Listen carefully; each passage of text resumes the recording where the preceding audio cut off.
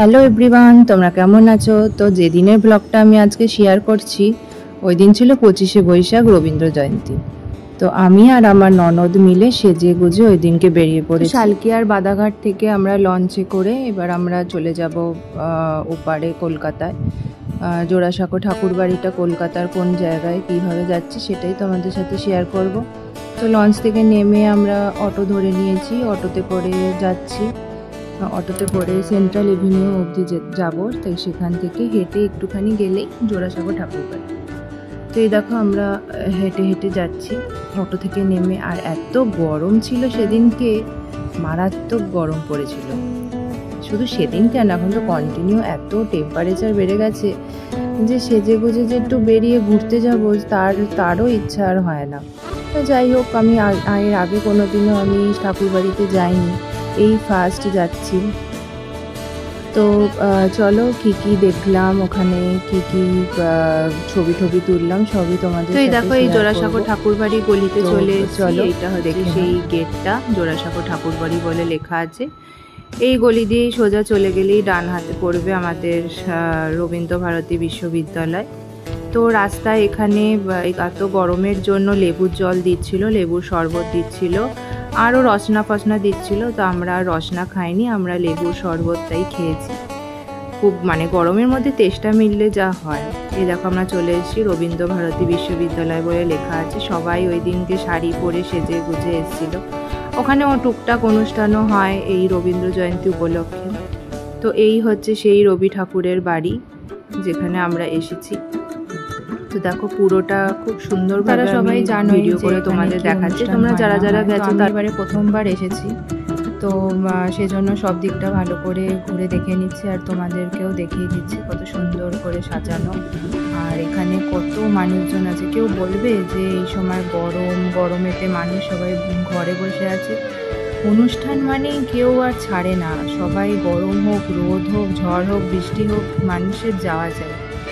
তো ভালোই, রবীন্দ্র জয়ন্তী বলে কথা, মানুষের মধ্যে তো রবীন্দ্রনাথের প্রতি ভালোবাসা একটা থাকবে।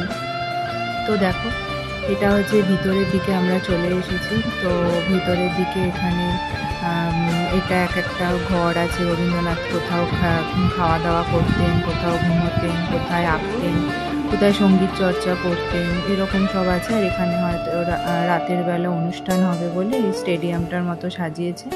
তো আমরা তো দিনের বেলা গেছিলাম, রাতের বেলা তো আর যাইনি, তাই জানি না। রাতের অনুষ্ঠান দেখতে গেলে অন্য এক বছর যাব, সেখানে দেখবো। এটা রবীন্দ্রনাথের শয়নকক্ষ। তাই দেখো এখানে কত লোকের ভিড়, চারিদিকে ভিড় আর ভিড়, সবাই এসেছিল। কি সুন্দর করে চারিদিকটা সাজিয়েছে, ফুল মালা দিয়ে খুব সুন্দর করে সাজিয়েছে। আর এরকম প্রত্যেকটা ঘরে এক একটা করে রবীন্দ্রনাথের বড় বড় ফটো অ্যালবাম করে লাগানো আছে।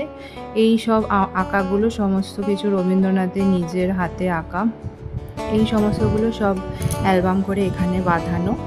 এগুলোই এখানে সব আছে, এক একটা ঘরে এক এক রকমভাবে আছে। এখানে তোমরা সব আঁকাগুলো দেখলেই বুঝতে পারবে।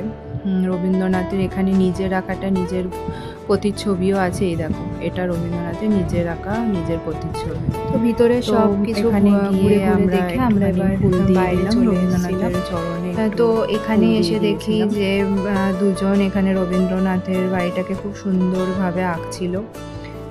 এরা নিজেরা এরমভাবে নানা জায়গায় গিয়ে বিভিন্ন জায়গার ছবি এঁকে এঁকে প্রদর্শন করে। ওদেরও একটা চ্যানেল আছে, আমি আমার চ্যানেলের সাথে ওদের ট্যাগ করে দেবো। তো ঘোরাঘুরি করার পরে এত গরমে আর পারছিলাম না, শেষে পাশের একটা ক্যাফেতে এসে আমরা একটু কোল্ড কফি খেয়ে নিয়েছি। খেতে বেশ ভালোই ছিল মোটামুটি।